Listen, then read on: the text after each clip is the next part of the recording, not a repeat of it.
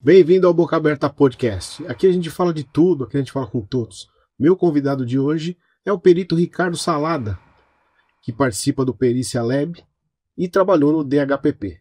Ricardo, obrigado pela presença. Prazer. Como que a perícia apareceu para você? A perícia apareceu para mim por acaso. Eu, na época, morava em Porto Alegre e fui transferido para gerenciar um escritório de engenharia de manutenção aqui em São Paulo. E aí, minha família toda é de São Paulo. E tinha um tio que era advogado, delegado aposentado, e falava para mim: olha, faz concurso para ser perito. É tão bonitinho, você vai lá, faz os localzinhos, faz os laudinhos, e não sei o quê. É tranquilo. É tranquilo. E eu acreditei. Né? E então, isso aí foi em 90, né? Em 91, 92 abriu o concurso para perito. Aí, então, tanto é que meu concurso é de 92, perito criminal 92.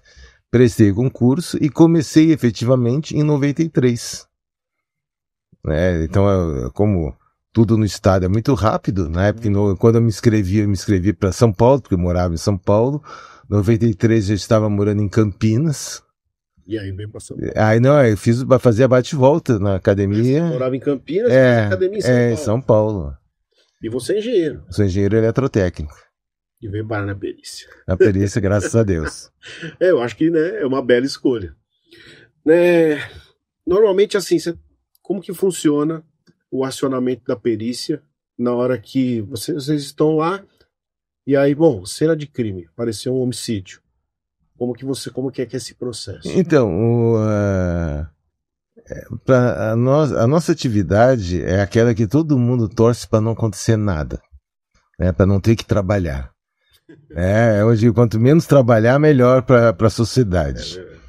Então, eu vou começar falando a nível de DHPP, onde eu mais trabalhei, que funciona na capital. A capital tem um esquema um pouco diferente, né? Então, que existe as perícias especializadas.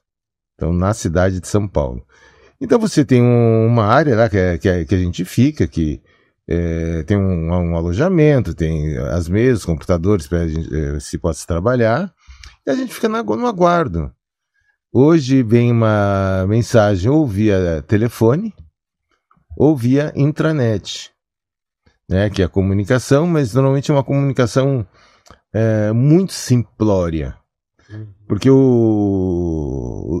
pelo Código de Processo Penal, a autoridade policial da área tem que ver o que está acontecendo, tá? Para ver se é uma morte natural, se é uma morte suspeita que não se consegue determinar a causa, se é um homicídio, se é um suicídio, se é uma queda, tudo envolve um crime contra a vida.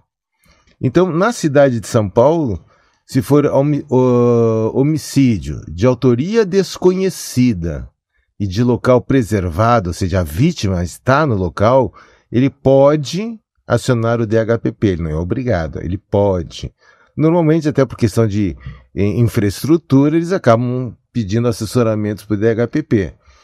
Se for autoria conhecida, uma queda, uma morte suspeita, ou mesmo um local de autoria desconhecida, onde a vítima foi socorrida, esse local vai ser a mensagem para o núcleo de perícias de crimes contra a pessoa. Então vai para outro núcleo. Entendi. Que tem uma especialidade um pouco diferente. Tá? Então o crimes contra a pessoa, que a gente chama popularmente de sangue, porque a gente fala assim, porque assim, tem um assalto, crimes contra o patrimônio, alguém se cortou, alguém tomou um tiro, caiu uma gota de sangue, a perícia é do crimes contra a pessoa. Entendi. Que vai ser acionada. Então a gente fala que quando não tem sangue, é o crimes contra a pessoa. Então a gente tem o hábito de falar o pessoal do sangue. Entendi. Né? E quando a morte, a autoria é conhecida, aí a perícia entra num outro enfoque, para saber como que a morte aconteceu, se o cara não quiser falar. É que fica o seguinte, mesmo que a pessoa fale, tá?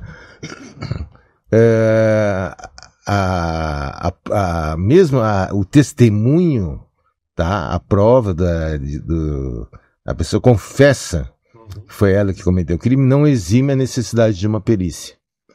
Sempre que se tiver um crime onde existam vestígios, se faz necessário um trabalho pericial. Certo. Então, mesmo sabendo o autor, sim, porque a história dele pode ser... Ele pode, vamos supor, ele pode mudar. E se ele for orientado por... Tá, então, ele pode falar lá na frente, olha, me coagiram. Eu confessei porque me coagiram. Porque eu estava com medo por uma determinada situação, e aí a história muda. E se eu não tenho prova técnica?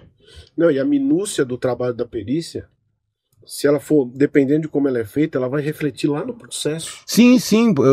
Para defesa ou para acusação. O que acontece? Eu falo assim, a perícia, ela é feita para levantar a verdade. Né? A verdade não tem lado da vítima, não tem lado do autor, tá? Ou do acusado. Ela busca a verdade. E a gente tem que transformar essa análise dessa verdade numa linguagem entendível para os operadores do direito. Sim. Tá? No caso, os advogados e Ministério Público. E também ela tem que ser entendível para os jurados. Não adianta o promotor e o advogado entender se os jurados não entendem aquilo que está sendo feito, aquilo que foi escrito num laudo pericial. Então tem que ser de uma forma entendível a todos. Sim. Até para que todos consigam utilizar essas informações dentro das suas linhas ou de acusação ou das linhas de defesa. Aí são os operadores do direito que vão usar essa verdade da forma que lhe convém. Porque a perícia é algo extremamente técnico. O direito não é. Exatamente, interpretativo. Então, conforme linhas de raciocínio mesmo de doutrinas, tem pontos de avaliações com conceitos diferentes. Da perícia, não. Da perícia é uma ciência exata. Não tem... Você pode contestar, mas assim, tudo é feito dentro de uma ciência exata. Sim, exatamente. Existe a contestação se ele encontrar algum ponto naquele laudo que ele pode achar que gerou dúvida. Sim. Né? E aí você estava lá na salinha, nunca tinha pego um caso, primeiro caso. Como é que foi? Não, então, na época, nós fomos a primeira turma a sair de uma academia de polícia e ir direto para o DHPP. Porque no DHPP só trabalhavam peritos mais antigos, que tivessem já mais experiência. E nós fomos a primeira turma a sair da academia e ir para o DHPP.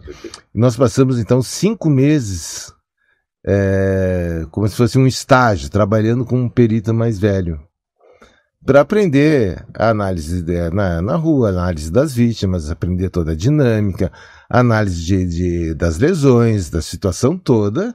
Então, nós tivemos 5 meses de estágio, que deu assim, um suporte inicial para que a gente conseguisse depois desenvolver as atividades. Por que suporte inicial? Porque a perícia está sempre mudando, sempre tem inovações, sempre tem aquele lado de experiência.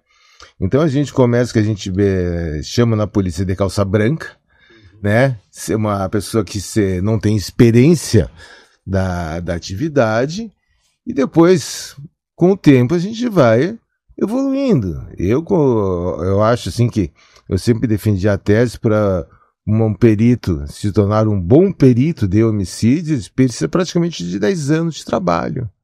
Que é a curva de aprendizado. Exatamente. Se a pessoa, se o profissional tiver interesse em fazer o trabalho bom. Porque existem, como todas as carreiras, né, não só pericial, mas existem em todas as carreiras aquele profissional que acha que tá bom e não busca evolução. É o famoso acha que sabe. Ele faz o beabá, tá, ninguém tá me questionando, então o beabá tá bom. Não.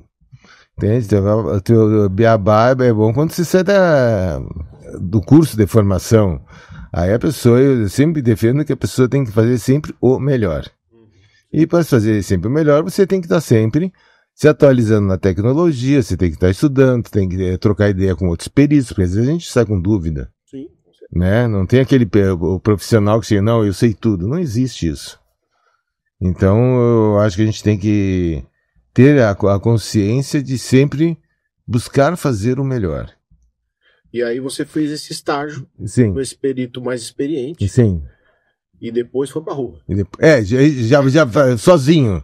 Né? A gente fazia já, mas fazia junto com o perito mais antigo. Casualmente, no primeiro local que eu fiz, o mais curioso que aconteceu nesse primeiro atendimento foi tá na Avenida Rebouças, tá em direção a Marginal Pinheiros, e uma batida de 2 bugs. Bug? Na Rebouças, os dois estavam brigando. Eu nunca mais vi nenhum bug em São Paulo. Então, cara. Imagina, 2 bateram, 2 bugs bateram. Então, um já é um negócio. Agora 2 e bateu os 2. Então, o que chamou mais a atenção foi a batida dos bugs. Então, estavam brigando, nós tivemos que parar, calmar os ânimos, né, dos 2 motoristas, para que eles seguissem na seu rumo, né. E o primeiro local foi assim pra gente bastante simples. Foi um bom começo. Começou bem suave. Né? Então foi um homicídio em via pública, um disparozinho de arma de fogo. Então tava a vítima na rua e tinha um filete de sangue no asfalto. Então é um negócio bem suave assim para começar. Tá. E aí vamos pensar o seguinte: você chegou lá na cena do crime, vou me dar um exemplo dos procedimentos que você costuma fazer. Então vocês foram chamados, a perícia foi chamada, chegou lá num imóvel, num apartamento, tal, um homicídio, e aí normalmente a pergunta que vem para o leigo é: por onde eu começo? Né? O que eu olho primeiro? Né? Para ver, e por onde você inicia? Você vai direto na vítima? Você começa pelas portas? Então, deve ter uma sequência lógica. Né? É aquilo. Onde a gente vai passando, a gente já vai observando. Então, o registro começa na fachada do imóvel. Então, o fotógrafo está fazendo os registros, você está observando quais são as vias de acesso, qual é a extensão do sistema de vedação, se é muro, se é grade, se é fácil se transpor, se tem sistema de segurança. Aí se tem o acesso até o apartamento, se é monitorado por câmeras, se tem câmera na escada. Quando você chega no apartamento, eu costumo olhar, assim, dar uma... dependendo até do porte do imóvel, dar uma olhada para ver, tipo assim, o que foi mexido. Olha, não foi nada mexido, tá tudo bagunçado. Então a gente começa a ter uma noção do tipo de crime que ocorreu. Se foi sim um homicídio, que pode ser uma pessoa conhecida ou não, pode ter vestígios de luta, pode ser um latrocínio. Então eu já tenho uma certa noção daquilo que eu vou estar buscando. É claro, de todo o trabalho que vai ser realizado, eu sempre tive o hábito de escrever num papel, porque quando eu entrei as máquinas ainda eram analógicas. Entendi. E demorava em torno de 2 a 3 meses para eu receber as fotos de volta. Revelação. E era A quantidade de fotos era menor. Mas era o estado inteiro mandando foto para revelar. Não, era muita coisa. Mesmo assim. Né? Então, e quando você chegava e vinha que o filme queimou. Não tem foto. Então eu tinha que ter tudo bem anotado. Até para prevenir desse problema. Exatamente. E então não era sempre, mas todo o sistema de revelação, de transporte, acontecia esse tipo de situação. Hoje, a situação bem... seriam exceções, né? A queima de uma memória, de uma máquina, alguma coisa, mas hoje em dia seria raro esse tipo de situação.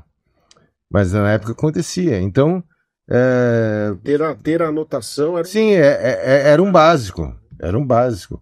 Só que quando você vai fazer a anotação, você está toda hora olhando, olha, aí você anota coisa, aí você olha de novo, anota mais um pouco, olha de novo. Então, cada olhada é uma observação que você está fazendo. Então, você está vendo o ambiente diversas vezes e procurando coisa errada. Então, você já vai fazendo uma perícia visual. Então, aí viu, pô, ali tem uma coisa que está estranha. Olha, depois de anotar, eu vou olhar ali com mais carinho. Sim. Né? Então, me ajuda a me direcionar o trabalho. Porque quando chega... Existem vários tipos, né, de cena. Teve cena teve crime que aconteceu por resistência, por briga. Aí a sala pode estar, ou o espaço pode estar revirado. Teve assalto, ou simulação de... Sim, sim. né? E tudo isso é levado em consideração, para você poder entender. É que acontece. Existem determinadas características. Então, às vezes, se foi uma luta corporal, você vai observar, de repente, uma mesa deslocada, uma cadeira virada, às vezes bibelôs que estão tombados na mesa, no chão, numa prateleira. Então, vai me indicar que houve uma certa violência física naquele local. Com relação ao latrocínio, o latrocida, quando ele vai praticar a parte do roubo, ele tem uma característica, ele tem um modus operandi. Então, vou analisar esse tipo de situação, que dá para ver se não foi realmente um latrocínio, ou se é uma simulação de latrocínio. Padrão, né? Exatamente. Então, aí a gente acaba tendo esse conhecimento. Porque uma pessoa que vai simular, às vezes ela não tem ideia como é que o ladrão age. Como é que o que o ladrão faz dentro do imóvel. E a gente sabe. Eu sempre costumo falar o seguinte: você tem que pensar com a cabeça do ladrão. Se ele fosse estar no imóvel, ou entrar no imóvel, invadir o imóvel, o que ele faria? Sim. O que seria onde ele ia subir, onde ele ia se apoiar, o que ele ia evitar? Fica um pouco mais fácil você invertendo a posição. Sim. Né? Porque as pessoas vão falar, normalmente quando você vai fazer segurança residencial, põe grade, põe câmera, põe não sei o que. Não, pensa com a cabeça do ladrão. Vamos supor que eu quero levar seu carro. Eu tô aqui na rua. Vale o risco de eu pular teu muro, não sabendo o que tem lá dentro? Sim. Entendeu? As pessoas ainda acham que o cara escolhe uma casa e invade. Não é bem assim. Tem casos. Acontece, mas o normal é ter uma preparação, conhecimento. Por isso que existe uma diferença em termos de investigação dos crimes contra o patrimônio e crimes contra a vida. Tem características diferentes. Então, tanto é que hoje, quando acontece um caso de latrocínio, que o latrocínio é um crime, embora tenha a morte, né? Uhum. Ele é considerado um crime patrimonial. Então, a gente atende o local, mas quem vai fazer a investigação é o DEIC. Então, assim, é um crime patrimonial que, por um acaso, resultou em óbito. Exatamente, tem o evento morte, vamos colocar assim, né? Negócio. Então, mas quem investiga é o DEIC, porque a investigação é diferente.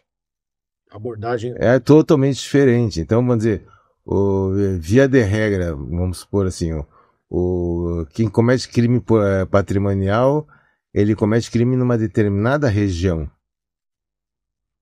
Porque ele conhece as casas, ele conhece o padrão da movimentação dos moradores, ele conhece as vias de acesso, as vias de fuga, ele tem esse conhecimento todo da região onde ele vai praticar o crime. Tanto é que às vezes acontece, estão em perseguição de uma pessoa que cometeu um roubo. O cara entra em cada lugar que se ele não conhecer, ele não sabe. Exato. Não tem como. Então eles conhecem muito bem a área. Que é diferente um pouco do crime de homicídio. Via de regra, o crime do homicídio existe uma motivação. Ninguém está matando o outro. Dificilmente foi sem querer.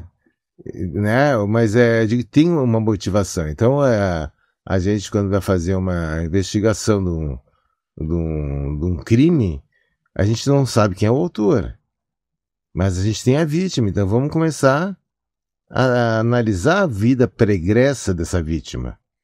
Né? Olha como é que ele era. Ele era mulherengo, ele bebia, era encrenqueiro, ele ia sempre no bar e brigava. Ele não sei o que, alguma motivação. O próprio comportamento já... Sim, exatamente. Então, dentro desse comportamento, se busca o autor. Eu separei um assunto aqui pra gente falar das manchas de sangue. Porque depois que eu acompanhei alguns casos assim, eu vi que faz total diferença o formato, a morfologia, para onde que ela percorreu. Como que é isso? A das manchas. É assim, o que me acontece?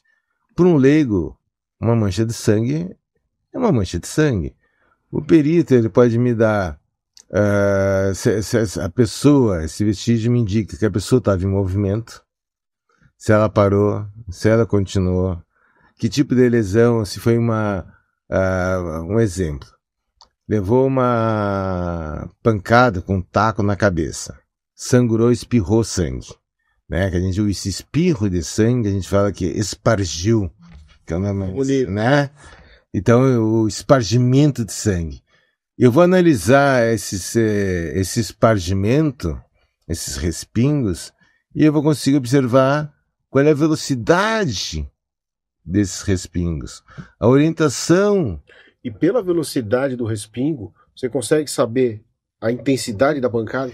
Eu consigo até ver o seguinte, vamos dizer, se você bater a cabeça numa queda, é uma coisa.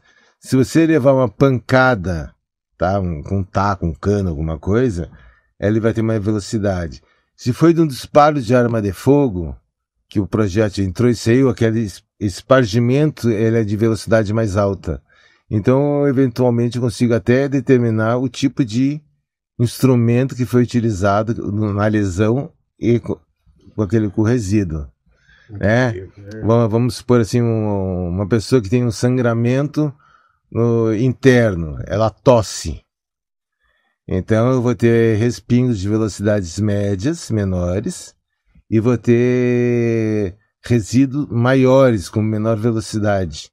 Então, que a pessoa ela vai tossir alguns respingos finos com velocidade, mas vai ter os mais grossos, maiores, com menos velocidade, que é decorrente de uma tossida de alguém que tem alguma lesão interna. Que aí o sangramento acaba indo na traqueia. E na hora que ele tosse, ele vai colocar para fora. Então, tem diversas maneiras. E até o que às vezes é meio fantasioso, né? Com relação à gota que cai no chão. Então, eu digo, não, essa gota aqui, ela tá me dando que a pessoa caiu a 60 centímetros. Não é bem assim. Cada abertura da mancha de uma gota depende do tipo de piso. Que aí depende da lisura.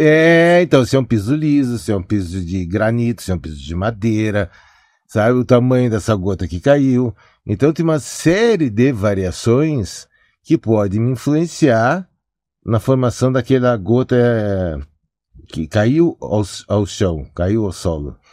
Né? E aí, para eu reproduzir, eu tenho que até... também é difícil, porque a gota, embora seja uma gota, a gota pode ser de diversos tamanhos. É verdade. Né?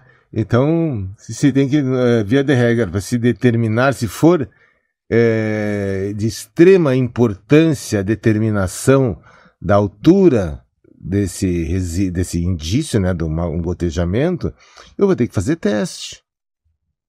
Entendi. E no caso, e quando o autor tentou limpar, que ele foi lá, foi limpar o ambiente, foi tentar organizar, que é uma coisa mais premeditada. Sim. E aí ele vai tentar limpar com o que ele tem lá. Então, o que acontece? Hoje nós temos o que a gente conhecido pelo nome, o nome comercial, que é o luminol, tem o Blue Star, outros reagentes. Então, o que ele faz? Ele me revela resíduos latentes. Que a latentes é aquele que a gente não enxerga a olho nu. E não é só sangue. Não é só sangue. Porque esses reagentes, ele reage com uma série de substâncias, então tem que analisar a morfologia, o tom de brilho, a duração desse brilho, né, a própria cor, né, é azul, mais verde, mais amarela. Então, tudo influencia, tá? Então, só que eu tenho um teste imunocromático, tá? Que me dá se ele der positivo, ele me dá positivo para sangue humano. Então, o positivo dele funciona. Só que também pode me dar um falso negativo. Ele não reage, mas é sangue. Entendi. Então, aí eu vou ter que usar a experiência para chegar assim, olha, deu negativo com o Fecacult, mas tá com cara de sangue. Aí eu faço a coleta e vou mandar para o laboratório. É o laboratório mata. Né? Porque o que mesmo dando o positivo sangue humano, tem aquele questionamento, é de quem? Então eu tenho que, de qualquer forma, eu tenho que fazer a coleta. Que pode ser do autor ou da vítima. Exatamente. Ou de uma outra pessoa que não tem nada a ver. O cara se cortou, que aí determina o tempo. Então aí quem vai me dar isso aí é o laboratório. Então, de qualquer forma, eu tenho que fazer essa coleta, cuidando para não haver contaminação, todo um procedimento. E quem vai me dar isso aí é o laboratório. Então, o laboratório me diz, olha, deu já sangue humano, DNA tal. Porque muitas vezes também o que acontece? Nós trabalhamos com o núcleo da célula, o cromossomo. Tá? Então, eu tenho que ter condições de fazer esse levantamento do cromossômico. Porque vamos supor o seguinte, que tá no asfalto, o resíduo. Deu aquele dia com o sol no verão muito quente. Aquela amostra deteriorou. Ela não vai, se ela ficar lá uns minutos é uma coisa, agora se ela ficar 3 horas, 4 horas daquele asfalto a 80, 90 graus, tá? Eu vou fazer a coleta e vai dar negativo, porque deteriorou a amostra. Então tem uma série de fatores que podem me influenciar. Então às vezes as pessoas chegam, por que demora um exame de DNA? É uma coisa tão simples. Entre aspas, simples. Depende de como é que foi preservada essa coleta, que tipo de material eu estou levando. Da amostra. Exatamente. Toda amostra depende. Então nem sempre é um exame que você tem um resultado rápido. Aí você pega um laboratório com sei lá quantas amostras e às vezes vamos supor assim, 70% é ruim. Vai ter que passar por tratamento para ver se vai conseguir analisar. Então tem todo um processo que é demorado. Isso aí não é instantâneo, demora algum tempo. Aí você tem uma fila para se trabalhar. Então, às vezes, é um resultado que demanda muito tempo. E quando que a gente...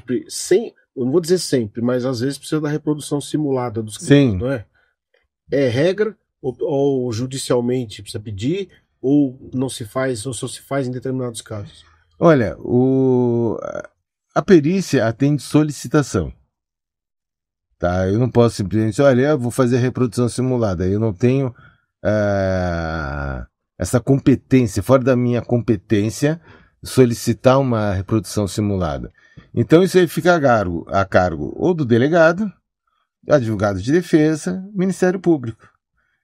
Então, vamos dizer, o delegado, por estar administrando toda a parte de investigação a nível de inquérito, ele pode emitir uma solicitação para a perícia realizar uma reprodução simulada.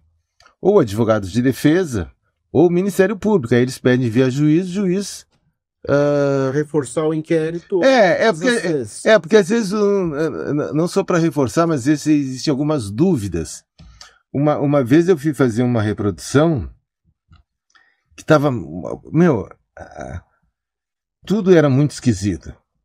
Então era uma loja que tinha uma edícula ao fundo, tá? E o cara descia da edícula e via os caras que estavam fugindo, que estavam roubando a parte da casa da frente. Pelo relatório, pelo laudo, o laudo nem foi feito laudo nesse imóvel, porque a vítima morreu fora, na calçada, então foi feito na calçada. E durante a investigação, pelas descrições que tinha, estava confuso. Eu achei que tinha uma entrada lateral, lendo. Na verdade não tinha, o imóvel era inteiro e onde era entre a edificação principal na frente e a edícula, eles fecharam e fizeram área de uma oficina de sofá. No espaço que era aberto. No espaço que era aberto. Então a gente lendo os depoimentos não dava para entender. Ficava confuso. Aí faz a reprodução simulada, o que aconteceu? Nossa, clareou toda a situação. Né? Ou então, às vezes, existiam algumas dúvidas com relação o fato, como é que ele se desenrolou, qual foi a dinâmica desse fato. Às vezes é difícil de se entender essa dinâmica. Então você faz uma reprodução simulada. Então isso esclarece. Teve uma que eu fiz, que a vítima, que era o ladrão, estava com zona de tatuagem, quer dizer, dispara a curta distância. A princípio, seria uma execução do policial militar, né? Como é que o ladrão com uma zona de tatuagem, quer dizer, a princípio o policial chegou e pum, executou o ladrão. Queima-roupa. Aí a gente foi fazer reprodução simulada, não. Tava o pai e o filho lutando com o meliante, era uma rua inclinada, eles foram rolando, os três brigando. Aí chegou a viatura da polícia militar, tava os três brigando, o policial não sabia quem era quem. De repente, um dos três que estavam no chão levanta e aponta a arma para a polícia. O polícia estava com a arma na mão, isso aí é uma distância curta. Que estava vendo os três brigando, não deu nem chegou ao tempo de tentar separar. Ele chegou, daqui a pouco um se levanta e aponta a arma para ele. Ele disparou. Sim. E era o meliante, era o ladrão. E aí deu um disparo a curta distância, porque aí ele estava perto, mas o braço esticado com a arma. E o cara apontou primeiro. Mas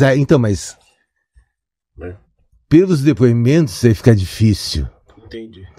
Entendeu? Aí você faz uma reprodução e depois se tinha duas testemunhas que era o pai e o filho que estavam ali embolado com o ladrão. E aí então eles contam o que aconteceu, como é que eles se embolaram. Então a primeira era o pai com o ladrão, aí chegou o filho, não sei o que, e saiu os três rolando na rua. Então se justifica a ação policial. Sim, claro. Né? Então mas se você não tem como clarear isso, né? Sempre pode ficar aquela dúvida, que é a primeira impressão, olha, o policial executou. Sim.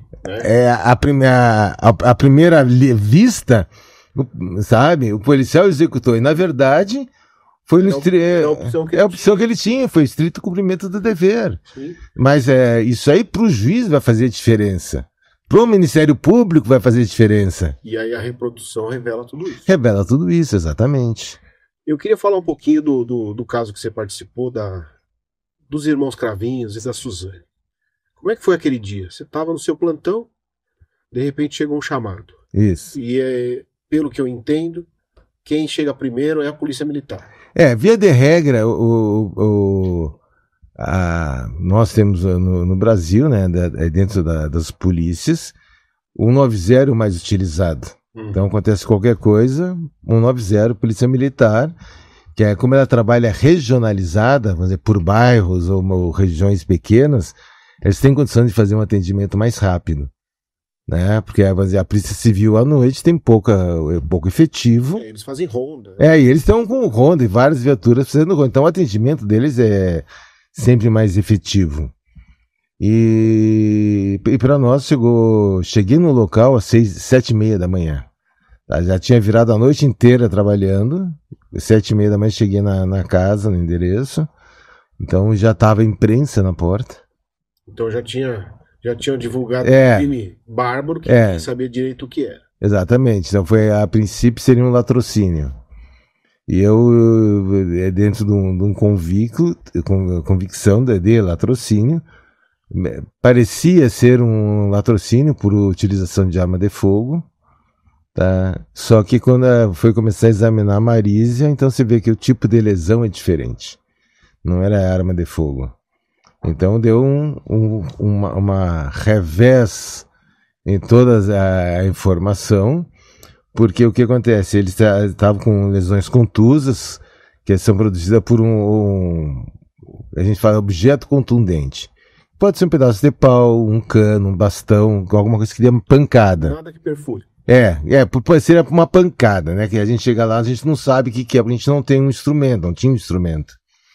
Mas, se a gente começa a analisar, assim, você está num bairro de classe média alta, numa casa de classe média alta, não tem nenhuma obra por perto.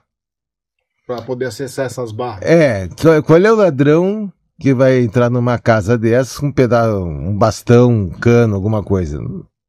Faz sentido. Não faz sentido. Então, exatamente, começou a não fazer sentido. Quando você chegou lá, ela e o namorado estavam na porta? Não. Que eles, provavelmente pelo horário, eles devem ter sido levados primeiro para o distrito da área, que é o 27DP, que é Campo Belo. Aí logo em seguida, porque eles acionaram a polícia militar acho, por volta das 3 horas da manhã. O DHPP só tem plantão esse horário. Né? Então eles devem ter sido conduzidos ao distrito.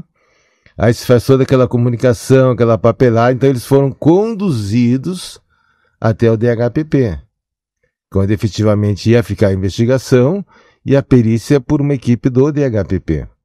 Então eles foram conduzidos ao DHPP, não sei qual foi o horário, porque eu estava na cena do crime. Eu sei que o diretor na época, então conforme as informações que eles passavam, então o diretor me ligava e olha, Salada, dá uma examinada nisso. O que aconteceu? Como é que eles foram mortos? Foi arma de fogo? Não foi. Foi lesão contusa. Ah, quantas lesões? Ah, várias. Ah, tá feio? Tá. Sabe? Então, aí eu ia dando retorno pro diretor, que estava no DHPP. Gente, interromper o nosso papo um minuto aqui para falar do Grupo São Cristóvão Saúde, nosso parceiro.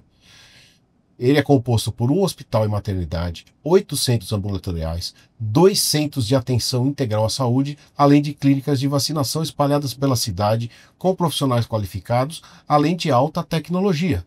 Portanto, está procurando um plano de saúde de qualidade para sua família, procure o pessoal do São Cristóvão Saúde. Lá, eles vão te orientar a fazer o melhor plano para você. Tá. E aí, então, a gente vai passando aquelas informações que ele tinha dúvida. Ele me ligava e eu ia verificar e tentava posicioná-lo. Assim como aconteceu, que ele perguntou, olha, tem uma pasta na frente do escritório? Porque a Suzane falou que ela entrou na casa, à direita da porta de entrada tinha o lavabo e depois o escritório. O escritório estava bagunçado. Ela disse o seguinte, que ela viu o escritório bagunçado e sem mexer em nada e saiu da edificação da casa, né, propriamente dita, e acionou um 90. Só que ela fala que essa pasta estava cortada, uma pasta de couro, e que o pai dela tinha uma reserva, né, para emergência, né, e ela consegue precisar, sei lá, $5.000, €7.000. Aquelas que a gente tem. É o que eu digo assim, que todo mundo tem uma dessa em casa. Eu falo que eu tô procurando a minha faz tempo e não achei. Eu tenho só a pasta. E só que o que acontece? Ela fala que essa pasta estava cortada e o dinheiro havia sido subtraído. E ela falando que ela não mexeu em nada na casa. Sabe o que eu acho curioso? Ela subiu, foi no escritório e não foi no quarto dos pais. Não, mas é que ela assim, esse escritório ficava no térreo, próximo à porta de entrada da casa. E o quarto era no fundo, no pavimento superior. Então ela falou que viu bagunçado, saiu, não mexeu em nada e acionou um 90. Né? Então, só que eu fui ver essa pasta, tinha a pasta.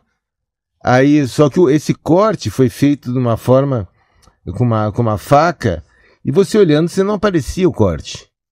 Não dava para ver, óbvio, estava cortado, não dava para ver. Tinha que apertar a lateral da pasta, aí o couro, que era meio duro, abria, então você viu, olha, realmente a pasta está cortada. E o dinheiro não estava, tá? Como ela havia narrado. Só que, um fato mais interessante ainda, é que essa parte do corte estava pro chão. Se ela fala que não mexeu em nada, mas viu o corte que não dava para ver, tá? Porque ela estava virada pro chão. O corte não aparecia. E o dinheiro tinha sido subtraído. Como é que ela teve essas informações? Não tinha como saber. Não tinha como saber. Então, só que num primeiro momento ela foi... não foi um interrogatório, foi prestação de um depoimento. É porque ninguém imagina. Né? E depois outra, o que acontece? Se mata os pais de uma menina de 18 anos, ela é vítima. Sim.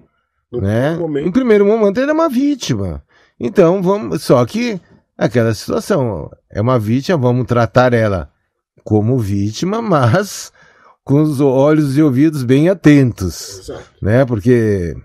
E aí começam a aparecer essas pontas soltas, a gente começa a procurar o autor. Sim, né? Sim, já está em busca do autor. Aí todas as situações levava para alguém da casa. Porque, vamos dizer, no dormitório do casal, havia uma cômoda, uma gaveta aberta, tá? Quando a Marisa guardava algumas bijuterias, mas bijuteria bem sem vergonha, de plástico, de metalzinho, espalhadas no chão. Então dá para ver o seguinte: a pessoa que botou isso aqui, ela parou nessa posição da cômoda, ao lado da cômoda, abriu a gaveta e começou a espalhar essas bijuterias. Uhum. Mas estava de uma forma organizada, praticamente todos fazendo uma linha. Uma jogadinha rápida. Então, assim, isso aqui não é latrocínio. Aí tinha um fundo falso no armário, que os autores teriam identificado esse fundo falso sem mexer em nada, só acharam o fundo falso. Para acontecer esse tipo de situação, tem que ser alguém da casa. Né? Pode ser algum familiar ou algum empregado, que teria a cada dia procure em algum lugar para ver se acha esse... mas tem que ser de uma forma constante. Sim. Né? Porque você não vai lá achar um fundo falso que não estava visível, né? E aí se fez uma investigação com relação aos funcionários, ex-funcionários, não tinha nada. O Andrés estava numa lan house. O pai e a mãe mortos na cama. Sobrou quem? Suzane. Só que a gente sabia que tinham que ser 2 pessoas. Ou pelo menos duas pessoas. Que como o tipo de instrumento foi na época a gente não sabia se seria um taco, um bastão, um cano. Tem que ser uma agressão simultânea. Porque você não vai agredir o Manfred e a Marisa vai ficar esperando. Deitada na cama? Tinha que ser, exatamente. Então, tem que ser simultâneo. Então, você tem pelo menos 2 pessoas. Você tinha, inicialmente, Suzane e Daniel. 2 pessoas. Até então, o Christian não tinha aparecido. Não se sabia, nem se imaginava. Só que no dia seguinte, o Christian vai numa loja de revenda de veículos, no mesmo bairro. Gênio. Né? Ele é o esperto. E compra uma moto 1000 cilindradas e paga à vista em dólar. Né? E o Christian com todo aquele jeito, com aquelas tatuagens sem vergonha de cadeia. Aquela imagem de empresário. Tanto é que quando ele saiu da loja, o proprietário já liga pro distrito: olha, veio um cara aqui de aparência não sei o que, pagou em dólar. E ainda outra, ele foi com um amigo. Ele escolhe a moto e vai botar os dados para fazer a transferência. No meu não, no do meu amigo. Tudo normal. O né? Loja nunca não imagina, nunca. Ele ia pensar que tivesse alguma coisa errada. E então o que acontece? O Christian se matriculou no crime com essa imbecilidade dele. Entende? Porque ele sempre era o esperto, é um malandro. Ou metido a esperto, metido a malandro, né? E então ele se matriculou. Então E outra, quando eu estava terminando o local ainda da casa interna, eu estava cansado, já tinha esgotado minhas energias e faltava área externa. Aí eu cheguei, falei, ó, eu não aguento mais. Entende? Eu queria fechar o imóvel, lacra, continua a preservação, olha, vou para casa, durmo, amanhã eu volto. Né? Que é aquela do perito, volta na minha folga, não tem problema. E aí não, tem que terminar. Já é um negócio atípico, né? Aí mandaram outro perito para fazer a parte externa do imóvel, para ver vias de acesso, se tinha sinal de escalada, piscina, fazer essa parte toda externa da edificação. Porque já estava tudo, os meios de comunicação, tudo grampeado. Eles tinham conseguido autorização judicial e já estava tudo no grampo. Então eles não sabiam onde é que eles iriam ficar, né? Então todos os telefones de parente, tudo já estava tudo no grampo. E a Suzane, quando liga pro Daniel, eu até brinco assim sempre, né? Como toda mulher liga pro namorado. Sim. E o que ela fala pro namorado, primeira coisa? Nosso telefone tá grampeado. Que isso? Ó, cuida que o telefone pode estar grampeado. Super normal. Super normal, né? Então já se tinha a participação dela e do Daniel, né? Isso aí seria na quinta-feira. Eles cometeram o crime de quarta para quinta. Na quinta-feira você já tem ela envolvida. Só que ninguém é preso, condenado, porque a gente sabe. São presos e condenados porque a gente prova. Exato. E uma coisa que ninguém me atentou, acho que nesse momento, alguém deve ter falado. A gente tem a Suzane e tem o Daniel. Mas a Suzane não teria, por pior psicopatia que ela tivesse, força para dar a barra. Então tinha que ter um terceiro elemento. Mas para fazer o homicídio. Mas olha, tem mulheres que são franzinas, tem uma força que é assustadora, tá? Então a gente não pode, assim, às vezes, o julgar pela aparência. Sim. Né? Então a gente tira assim, olha, por ser franzina, não sei o que, novinha, não teria força. Não dá para dizer isso aí. Tá? Então a gente pode, às vezes, cair do cavalo. Entende? Então o fato era que pode ser com instrumento? Pode. Ela teria condições? Teria. Pegar de surpresa? Teria. Né? Não pode ser assim, porque ela tá fraquinha. Não, isso aí não seria um argumento. Né? Mas, de qualquer forma, teve o Christian que se matriculou e passou também a ser investigado. Então se tinha, vamos dizer, 3 pessoas, que era o Daniel, a Suzane e o Christian. E até porque o Christian vai fazer uma compra de moto e ele é irmão do suspeito. E de repente o cara faz um assalto, tá? Ele já sabe que ele tem uma participação e o irmão consegue dinheiro, não se sabe de onde, para comprar uma moto à vista e pagar em dólar. Já estava sabe? configurado. Já estava configurada a participação dele. Então, faltava-se provas para, em vez de conduzi-los de novo para um depoimento, então conduzi-los para um interrogatório. Que é totalmente diferente do depoimento. Exatamente. O depoimento é uma coisa que é suave, você está buscando informação. No momento que você tem um interrogatório, as tratativas são mais impositivas. Você já tem informação. Você quer complementar essas informações de forma que você tenha um conjunto probatório melhor. Né? Tanto é que eles acabam confessando, até com uma certa rapidez. Quem demorou um pouco mais foi a Suzane, que demorou em torno de 3 horas, 4 horas para confessar. Né? Então a Suzane foi a última. E esse interrogatório veio depois do enterro. Sim, né? Porque até então... Então, mas o que acontece? O crime aconteceu de quarta para quinta, tá? O enterro deve ter sido ocorrido na sexta-feira. No sábado ela estava de aniversário lá fazendo festa. Eu ia falar disso, o comportamento. totalmente atípico, deve fazer festa. 19 anos, fazer aquela festa, não sei o quê. Não fecha. Ela enterrou meu pai ontem, minha mãe ontem, hoje eu tô de festa. Tomando cerveja? Né? Aí na sexta-feira da outra semana, praticamente 10 dias após o crime, então eles foram conduzidos ao DHPP, já como suspeitos, né? Sendo tratados como suspeitos efetivamente. Né? Então, para ser feita a convicção e ser feita então a denúncia contra os 3. E aí, então, aí acabou a sustentação daquela que ele tinha no início, que tinha invadido a casa. Ah, sim, aí eles confessam. Na sexta-feira da semana seguinte, então eles confessam o crime. E aí entra a maior vítima, né, que é o Andrés. O Andrés, o que acontece? Se sabe, tecnicamente, que ele não teve nenhum envolvimento na execução do caso, tá? Agora, o pessoal às vezes se pergunta assim, mas será que ele não sabia? Essa é uma pergunta.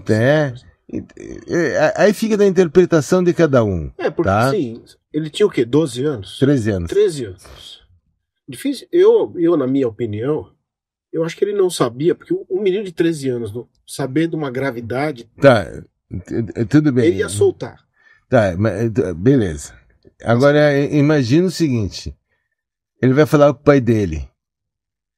Pai, a Su tá planejando te matar. O pai dele não vai acreditar. Exatamente. Entendeu? Ele ia ter credibilidade. Exatamente. E alguém que planeja matar o pai e a mãe, matar o irmão... Não, faz parte do jogo. Faz parte do jogo. Então será que ele não sabia nada?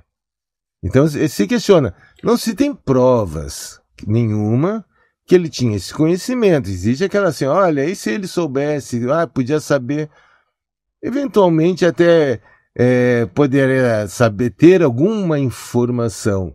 E ele foi ouvido? Foi, com certeza. Na época e depois. Mas não... Mas assim, não dá pra tirar muito. Não. Até pela emoção que pela emoção, pelo próprio trauma, né, do moleque. E aí, depois da confissão, o discurso da Suzane e do Daniel passou a ser controverso. Um começou a jogar... Inicialmente ainda estava dentro daquele I love you. Uhum.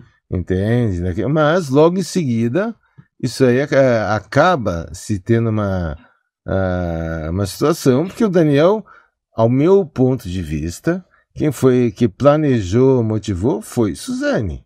Sem dúvida. Né? Até porque ela não é uma pessoa, o tipo de pessoa a ser influenciada por outros. A Suzane tem uma característica dela, o pessoal fala, ela é dominadora. Eu falo, não, ela não é dominadora, ela é sedutora. Ela seduz a mente das pessoas. É o que costuma dizer, ela entra na mente das pessoas.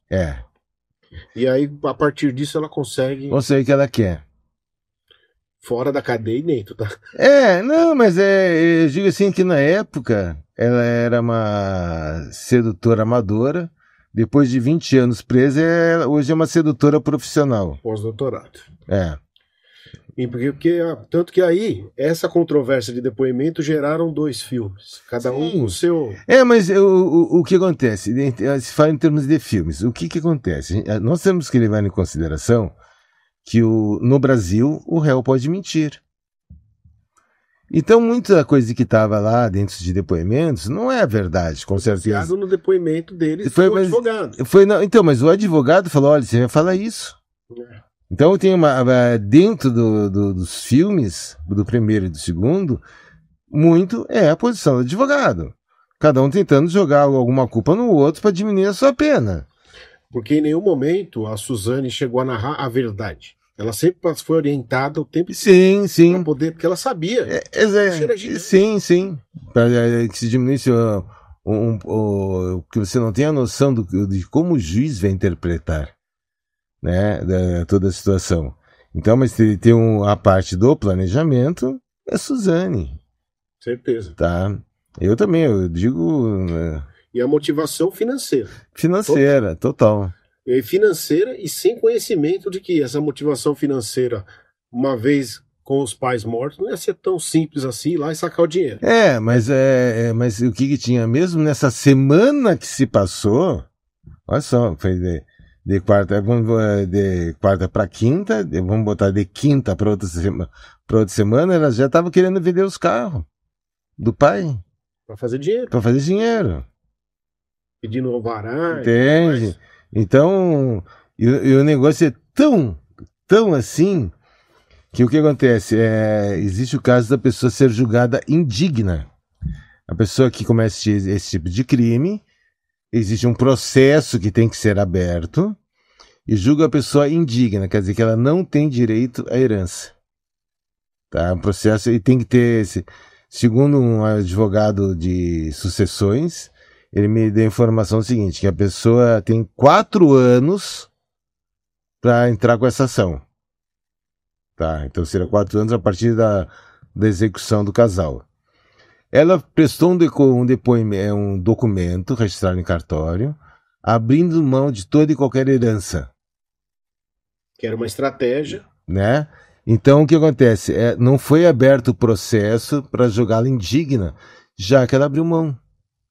Só que passou 5 anos, aí ele entrou com uma ação para tentar anular esse ato dela.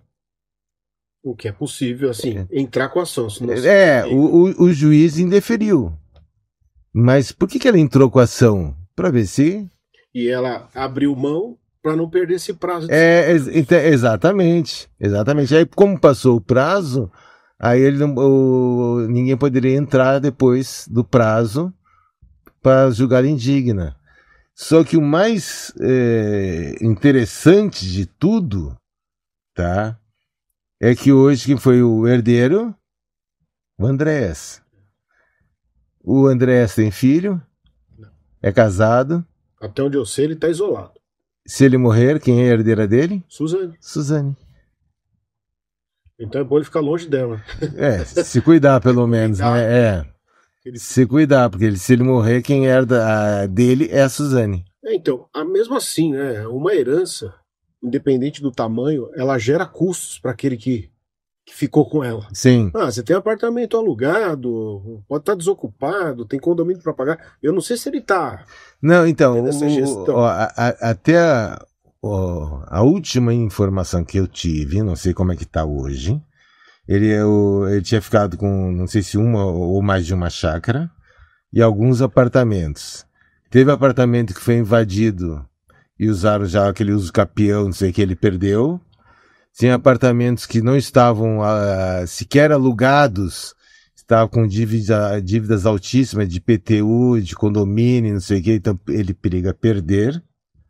E tinha a chácara que ele estava vivendo, segundo a fofoca de corredor, que ele morava isolado numa chácara, sem água, sem luz, não sei o que, e lá ele estava morando. Ele foi inclusive pego numa casa pulando um muro. Foi um evento isolado. O que fala, aí falavam na época, tá na Cracolândia, tá não sei o quê. Então, eu particularmente, eu acho assim, até por ele ser talvez a maior vítima de toda a situação, eu acho que o melhor que a gente podia fazer é esquecê-lo. Exato. Entende? Deixa ele ver, ele tem esse peso que ninguém vai tirar dele.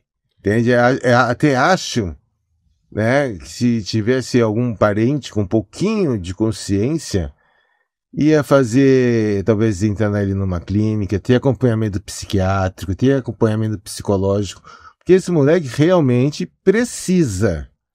Tá? E fica evidente que esse tempo todo que ele ficou sem ajuda, prejudicou demais. Assim, e olha que ele é um moleque inteligente, ele é formado em farmácia pela USP, com pós-graduação em química, em alguma área que eu desconheço, tá? Então, intelectualmente, ele é um cara que funciona. Funciona bem, mas o lado emocional, infelizmente, está prejudicado. E não se vê ninguém, tá, que esteja numa situação preocupada com o bem-estar dele. Porque até onde eu sei, não existe, a Marisa e o Manfred não tinham irmãos, né? É, Para tio, pessoas próximas. ele tinha um tio que ele foi criado, mas eu não, tinha a avó da Suzane até que deu um apartamento para ela, mas eu não saberia dizer assim, em termos a nível de familiares, Sim. tá, próximos. Sempre quando acontece alguma coisa, não nesse nível de tragédia, algum familiar se aproxima para poder tomar um suporte. Deveria. Dele, né? Então, mas já deveria ter começado na época dos fatos, né? Que ele foi morar com o tio. Aí eu não... Esse tio é aquele que foi o tutor. Eu não vou me lembrar. Também não me recordo, mas desde essa época já deveria ter sido feito começado um acompanhamento. E engraçado que é uma curiosidade do Manfred também. Ele é de uma família, o Richthofen, era de algum militar importante. Não é? Então, ele era sobrinho neto do Barão Vermelho, da Primeira Guerra Mundial. Isso.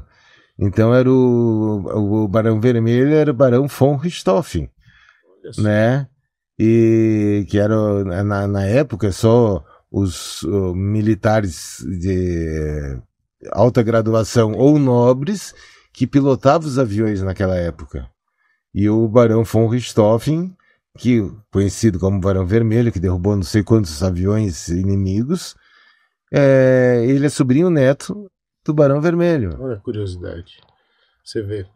E aí, no caso, assim, a casa ficou marcada lá. Assim, no imóvel. Quem que vai comprar? Não, mas me informaram que ela foi vendida. Não sei, foi reformada, vendida, né? Que é uma casa boa, sim, né? Num lugar bom.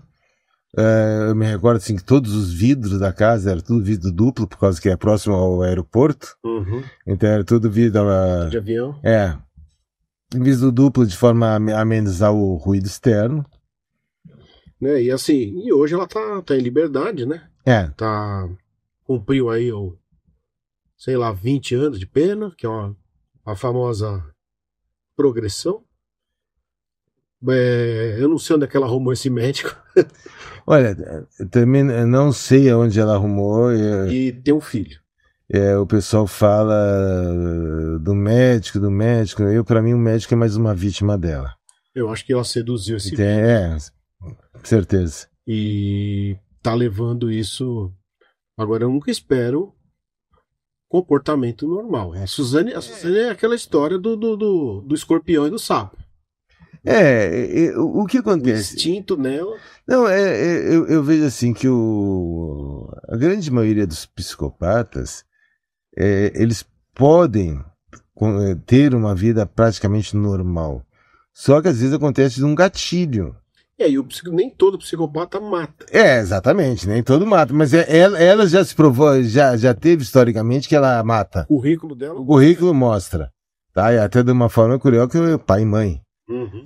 Então ela mata. Ela tem essa capacidade de planejar a morte, de executar, de participar. Não foi ela efetivamente que se abateu o pai e a mãe, mas ela teve uma participação efetiva no fato. Então, o problema que tem dessas pessoas que têm esses distúrbios é o seguinte: qual é o gatilho? O que dá aquele estalo que ele vai mudar o comportamento? Só que ainda o pior sendo da Suzane é que houve um gatilho, só que o gatilho dela foi tanto que houve um planejamento de meses. O crime não aconteceu agora e ele executou em uma semana. Foram meses de planejamento, 2 meses, 3 meses, planejando como fazer. Que a perícia desmontou, hein? Sim, porque estava na cara. Era amador, até o planejamento. Tudo ridículo. Né? Mas efetivamente ela tem a capacidade. O problema é esse gatilho. Então, qual é esse gatilho? Não sei. E em que frequência ele aparece? Exatamente. Qual é a outra pergunta boa? Com que frequência ele vai poder aparecer? Porque até então ela estava presa. Na cadeia não vai aparecer. Não, tipo na cadeia. O pedófilo tem um comportamento exemplar na cadeia. Tem criança, não tem cara. criança. Então ele tem um comportamento exemplar. Agora, solta ele, põe ele com um vizinho, criança, vamos ver como é que acontece. Exato. É o comportamento. É. Né? Outro caso que me chamou a atenção, você chegou a trabalhar da Elise, né? Sim. Eu assisti o documentário e a gente até jantando por aí em restaurante, a gente não chegou numa conclusão se ela se defendeu, que eu acho que não, ou se simplesmente... Porque o documentário, ela mostra só a visão dela, né? Ó, eu vou dizer o seguinte, esse documentário, pra mim, eu trato diferente. É um romancezinho sem vergonha. Tá? Pra mim... É pra fazer ela voltar à sociedade um pouco melhor. Porque o que acontece? Onde existe um documentário, uma repórter investigativa, tá? Ela tem que ser, no mínimo, a verdade. Não pode ser tendenciosa.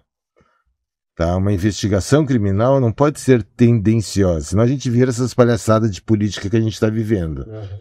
Não pode ser tendenciosa. São as verdades. Ali, o que foi feito? Foi feito um romancezinho para dizer que ela é boa gente, tá? Que ela foi injustiçada. Então a gente analisa o seguinte: ela justifica a infância dela, a adolescência, porque ela foi abusada pelo padrasto. Eu já comprei com esse discurso. Então o que acontece? Em torno de 70% dos abusos sexuais são cometidos contra adolescentes e por parentes ou vizinhos próximos. Então quebra essa narrativa dela, tá? Porque ela não é justificativa. Que ela teve sair de casa e passou por um período de extrema dificuldade, de necessidade. Para qualquer pessoa que começa, é duro. Uhum. É claro, você começar sem estudo no interior de alguma cidade, pode ser mais difícil. Um pouco mais duro. Mas é difícil para todo mundo. Claro. Ninguém consegue um emprego aí 19, 20 anos, conseguir um emprego legal. Não existe isso, né? Pelo menos a nível de Brasil, tá? É difícil para todo mundo, então não me justifica. Se ela resolveu trabalhar como prostituta, ninguém tem nada a ver com isso. Exato. Tá? Foi uma opção dela que ela arranjou para viver.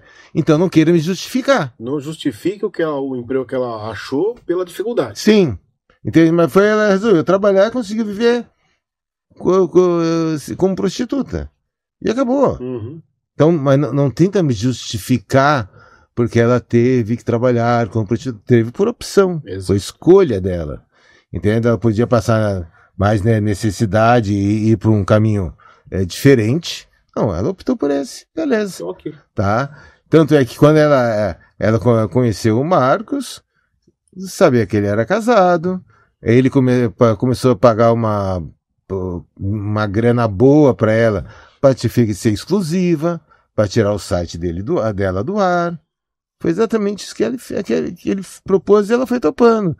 Aí ele se separa da primeira esposa e fica com ela. Quando ela tá com um filho pequeno, não sei o que, o Marcos se envolve com a outra prostituta. Modus operandi. É o mesmo modus operandi, paga pra ela fechar o site, ser exclusiva, tirar o site dela do ar, exatamente como ele se fez. Tá? E ela mata por questão financeira. Né? Mas era um relacionamento abusivo. É aquilo que a gente está conversando. Todas as mulheres que eu pergunto se dentro de um relacionamento abusivo, as mulheres falam, olha, eu me separava. Só que aí o drama da Elise ia ser outro. Porque até onde eu sei, tá? Ela era técnica de enfermagem e me questionaram se ela não já tivesse terminado ou terminou, mas até onde eu tive informação, ela era bacharel em direito, não chegou a fazer a OAB. Uhum. Me disseram, não, ela não chegou nem a terminar. Não sei. Tá? Pela informação que chegou, que ela era bacharel. Mas ela ia ter que fazer, se ela separar dele, ela ia ter que fazer uma coisa horrível. Ele ia ter que trabalhar. Exato. Entende? Isso era duro para ela. É isso que pegou. Entende? Porque o Marcos, na época, isso aí 2012, por comentários, ele pagava uma pensão em torno de 6 mil reais para a primeira esposa dele, que tinha uma filha dele. Tinha uma filha já. Tá?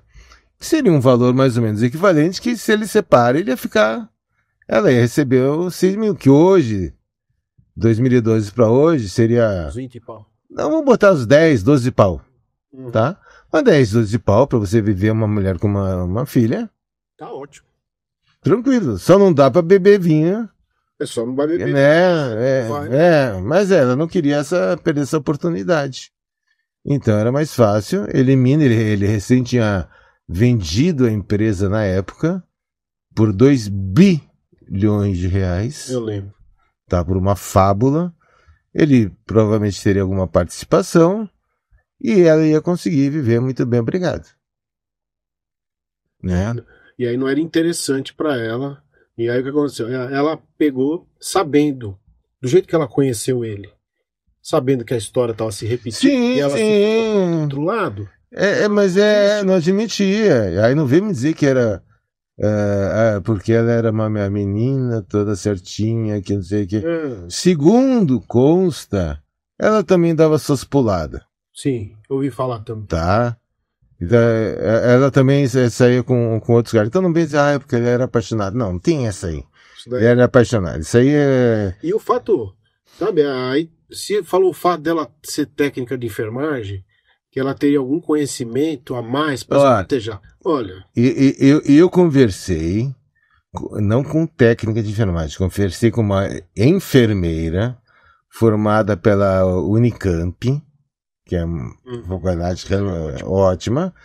Essa enfermeira falou assim, falou assim, no currículo da enfermeira, a enfermeira não aprende a fazer corte em nenhum lugar. A enfermeira só pega o bisturi para entregar na mão do médico. É o que ela chega perto, ou organizar, mas jamais faria nenhum corte num paciente. Que derruba essa tese. Derruba essa tese, tá? É porque ela cortava bicho, né? Que ela caçava, não sei o que. Os cortes que o Marx apresentava na região dos joelhos, o joelho dele não foi... ele foi desmembrado, articulação desmembrada, não tinha cartilagem machucado, tá? O corte na região abdominal estava preciso. Então tá a pele cortada, a gordura, a carne, não foi ferida nenhuma alça intestinal. E só quem sabe. Só quem tem conhecimento. Porque geraria um sangramento absurdo. Mas aí que tá. Mas o sangramento a auxiliar de enfermagem sabe. Contenção de. Sim. Aí ela teria técnica para conter esse sangue. Aí ela tem. Mas para você fazer o médico legista, que era o Dr. Jorge, ele falou o seguinte: olha, você fazer uma secção, tá, no corpo, sem ferir nenhuma alça intestinal, o cara tem que saber o que tá fazendo. O cara tem que ser bom. Inclusive, ele falou assim, e dos membros superiores e do pescoço, consta no laudo, não é eu que estou falando, consta no laudo, que foram realizados por pessoa que não tinha conhecimento técnico. Que os cortes foram feitos por pelo menos 2 pessoas. O legista põe no laudo. Está escrito no laudo. Se quem quiser pesquisar, vai lá, veja. E veja isso aí. O legista pôs isso no laudo. Eu vi o laudo, estava escrito isso aí. Então, quer dizer, o legista põe 2 pessoas. Tá? Ela provavelmente fez os cortes nos membros superiores, né, e no pescoço. Inclusive, o corte, pelo que se vê nos pedaços que foram encontrados, você vê que a parte que do jeito que foi cortado o membro superior e o pescoço, pelo amor de Deus, é alguém grotesco, né? Em compensação no abdômen, nos joelhos, uma perfeição. Alguém manjava. Eu lembro que na época, como o apartamento era muito grande, se atentou à ideia de ter essa terceira pessoa e sair por um outro local que não tinha câmera. Então, o que não havia câmeras era a escada. As escadas não têm monitoramento. Os elevadores de serviço também tem. Então alguém poderia se deslocar tranquilamente pela escada. Entendi, E aí por isso que ela foi com as malas pelo elevador normal. Porque Depois que descer a escada, com aquele peso. É assim, ela foi, tanto é que foi uma das dúvidas que nós tivemos na reprodução, se ela sozinha teria condições de colocar toda aquela bagagem pesada dentro do carro dela, que era uma TR4. Que a gente tinha o tempo da saída do elevador, né? E o saída do carro da garagem. Então tinha tantos minutos entre um e outro. E nós pegamos pesos, colocamos... E ela magrinha, franzinha, levou as malas tudo em até menos tempo do que tinha no dia dos fatos. Caramba, entendeu? Nós estamos falando. Exatamente. Então a gente disse assim, ela não vai levantar. O que ela fez? Ela entrava dentro do porta-mala e puxava as malas. Botou as malas lá de fora. Fazia a força ao contrário. É ao contrário, que a gente vai imaginar, como é que eu vou levantar para botar? Não, ela puxava. Né? E ela pegou, entrou no carro, desceu o carro, que a garagem dela ficava o carro encostado, a porta de trás, né, na parede. Ela baixou o carro, deu espaço para abrir o porta-malas, né, da TR4, botou as malas ali do lado e ela só rapidésimo. E no caso dela, você acha que houve planejamento também, ou você acha que foi o acontecimento ali que acabou levando? Aí existem que é o que mais se gera. Existem divergências. Tá? Só um momentinho, aqui que eu já vou olhar. Divergências. Por quê? Ela apareceu com uma serra elétrica. Tá? Ela é pequena. Sim. Tá? Aí disse ela na época que é pro Marcos abrir as caixas de vinho. Tá? Serra elétrica? Então aí se pergunta, o Marcos, um cara há vários anos nesse meio, participava de leilões de vinho, nunca usou uma serra elétrica. Ela que estava entrando nesse mundo, vai dar uma serra elétrica para facilitar a vida dele? Não fecha. Tá? Então essa história da serra elétrica, para mim, pode ser uma desculpa. Se essa serra foi com essa intenção, então houve já um planejamento com bastante antecedência. Tá? Mas essa serra não foi utilizada nos fatos. Uma outra situação que acontece, em termos de planejamento, ela narra o seguinte, que eles estavam comendo pizza, quando ela contou para o Marcos, e ele ficou bravo, começou a xingar, até ele dar um tapa nela, ela sai da sala da mesa de almoço e vai pega a arma dela, tá? E aí ela vai para uma copa do lado da cozinha e ele faz a volta e vai em direção a ela quando ela atira nele, tá? Versão dela. Então vamos analisar o outro lado dos fatos. Existem filmagem dele quando vai buscar pizza, ele chutando as paredes do elevador. Então, já estava... Exatamente, já me diz que já houve a briga. Uhum. Tá? Aí o ângulo de entrada, o legista descreve de frente para trás, de cima para baixo e da esquerda para a direita.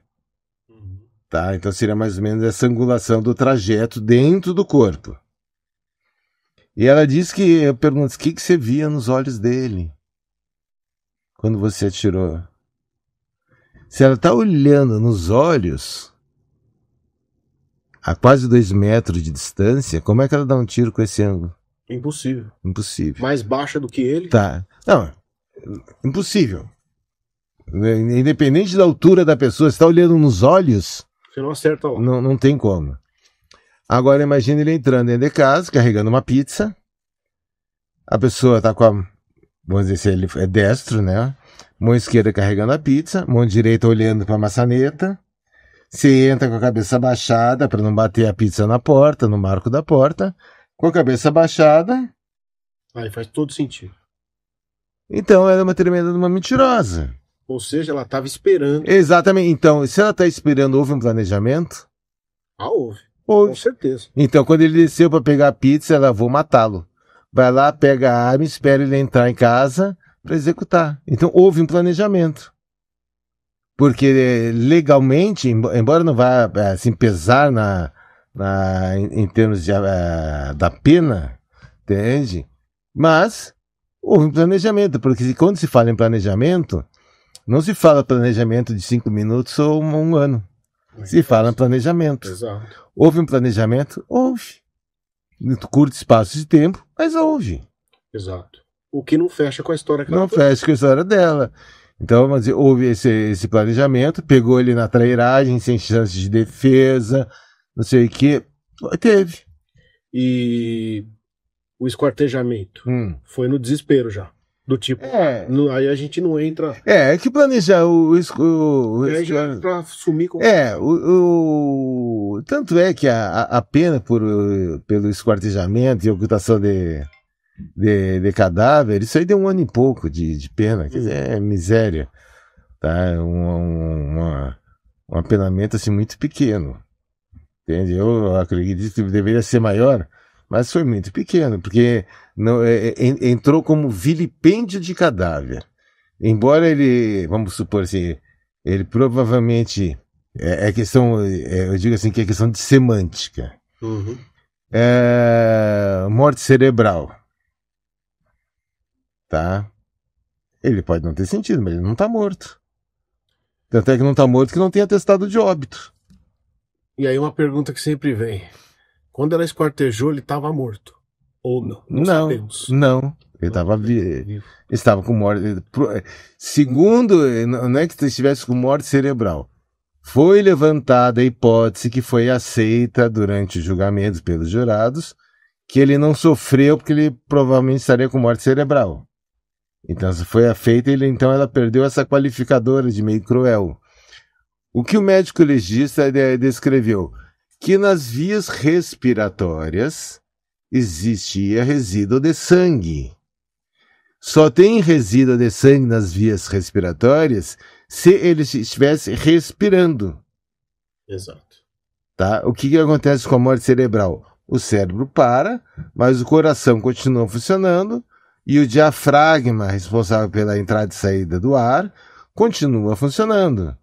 Então a pessoa está, entre aspas, viva. Porque se estivesse morta, dava num hospital. A pessoa está com morte cerebral, ela está viva. Só morre depois que para. Então aí depois que morreu, ele dá um atestado de óbito. Morte cerebral, não tem ninguém com morte cerebral com atestado de óbito. Exato. Então é uma questão de semântica, de como interpretar essa situação. Né? Para mim, ele estava vivo. Agora, foi meio cruel? Ele sentiu? Acho que não. Não sei. É difícil saber. Né? E como é que surgiu o Perícia Lab para você? Então, isso aí foi uma iniciativa da Mood Hunter, uma produtora nacional aqui de São Paulo, que entrou em contato, que nós estamos planejando isso. Legal, vamos lá. E aí chamaram vocês para fazer a consultoria de... Sim. E é muito legal. E a escolha dos casos também é muito... Então, aí é claro que existe toda uma equipe, né? Porque não é só isso, tem os casos, depois tem o pessoal que vai fazer as cenas, toda uma equipe trabalhando junto. Então, o que a gente faz, eu e a Thelma, é aquilo da parte pericial dentro dos casos escolhidos. Então, a gente faz uma perícia real de um caso que aconteceu, para demonstrar para as pessoas o que pode ser feito e o resultado que se tem. E o processo pericial. Então é assim uma situação muito, muito legal, que nós já estamos na 3ª temporada. Aí já estão assim meio que tentando programar uma 4ª temporada. Muito legal. Eu vou te falar que eu vi as 3 temporadas em 2 dias. Porque você vai começando a assistir e são casos que tiveram uma certa notoriedade. Então geram muita dúvida. É que justamente esse é o dia. Mesmo na 2ª temporada, se teve alguns casos mais antigos que marcaram. Tem o caso da Maria Marta, na Argentina. Tem o do Pico dos Marins. Tem o caso do incêndio do circo em Niterói, que foi em 61. Esse do incêndio pra mim foi uma coisa muito... Que aí você simula onde o fogo... Não, como não se apaga. Né? Você tinha que ver, assim, a gente nos pedaços de lona para ilustrar a forma como se propaga o fogo, não apagou. Até quase um... Mas não, mas se usamos extintor, não apagava com o extintor, teve que jogar no chão um pedaço de lona e cobrir com um cobertor molhado. Tinha bombeiro, né? Junto, bombeiro civil, e de prontidão, só o extintor que estava na mão não apagou o fogo. Cara, então você imagina isso em grandes... Imagina uma Marco, sei lá quantos 1.000 metros quadrados, aquilo ali incendiando, se propagando e rápido, e como não tem como apagar, é uma coisa assustadora. E a gente ali do lado, o negócio pegando fogo. Mas essa é história pra contar. Né? É que a gente, tipo, claro, tudo é organizado, é preparado, pra gente, claro, ter a segurança, né, na hora de fazer, mas mesmo com o bombeiro ali do lado, ele tocou e o extintor se tornou... Aí tanto é que tinha um cobertor molhado do lado. Já esperando alguma eventualidade que fosse, alguma dificuldade que fosse ter. Porque se tiver na hora, tivesse que correr, achar um cobertor, achar água para molhar, ia demorar muito tempo. Então já estava tudo preparado, assim, E ele passa na NXN? NXN. Agora o que acontece? Com a terceira temporada, eles vão lançar tudo no canal da EXN, a XN, no YouTube. Tá? Então, o que era só na TV fechada, eles estão agora quinta e domingo, no horário, acho que se não me engano, 19 horas. Estão passando no YouTube. O canal a XN ou EXN do YouTube. E aí eles vão passar a primeira e a segunda temporada na íntegra, porque haviam alguns capítulos, alguns episódios no YouTube. Agora eles vão passar liberar todos os episódios, acho que provavelmente um por semana, tá? E depois vai vir então a terceira temporada. Pô, muito legal. Eu só vou voltar no assunto que eu ouvi você falando por aí, eu achei muito engraçado. A história do cara que esqueceu o RG. Que eu queria que você contasse só para que eu acabei passando, a gente foi falando de outros casos. Foi um caso que foi interessante, foi um estupro seguido de morte. Então foi lá perto da região do estádio de São Paulo. E ele tava a mulher e a filha.